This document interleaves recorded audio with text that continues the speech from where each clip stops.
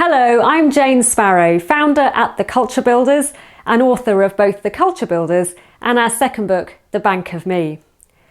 We've worked with the HR network for many years. Lee and the team, just fantastic to partner with, and have also worked in Scotland with maybe some of you that are listening.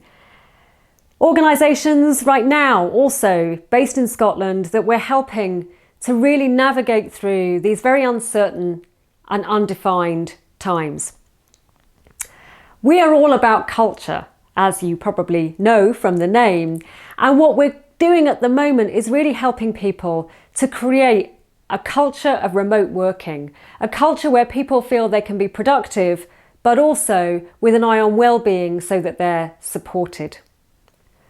We're moving into really difficult times from Monday, when the schools across the whole of the UK will be closed and remote working takes on a completely new dimension for those that have families, or for anybody that works with people that have families or have customers that have families.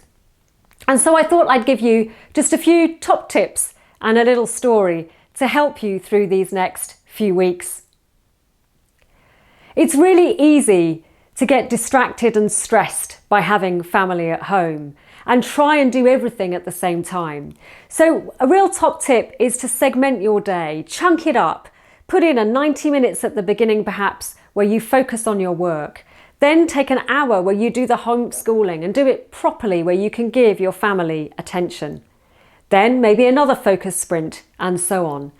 Get really, really clever and intentional if you have a partner, so you can share how you break up your day and be okay with the fact that instead of working 9 to 5, that might look very different because it's a set over a longer period of smaller chunks.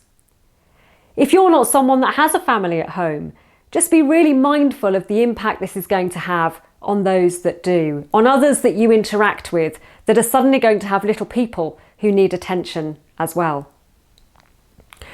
One of our clients in Hong Kong really brought this home to me over the last few weeks because she has a family around her all of the time, and we've been doing a lot of coaching, a lot of remote webinars and facilitation with our clients in Hong Kong and China really for the last 14 weeks. So we've been on this journey, we know what phase we're in and what we're going to go into. And quite often I'll be coaching somebody and on the video screen suddenly one of her children would appear. And what I learned to do was just stop and embrace it. Stop. Ask them how they were doing and what they'd been doing that day and remind them, I'm in the UK. And we just take a few moments to pause our conversation, pause our coaching conversation, have a little chat with the little person, and then they'd get bored and scoot off. The parent could relax and not feel anxious, and we would carry on our coaching call. Very simple to do, but there's a real difference between becoming frustrated and feeling guilty versus pausing, embracing, and feeling positive. So there you go. As we go into the next few weeks, we're going into the next phase.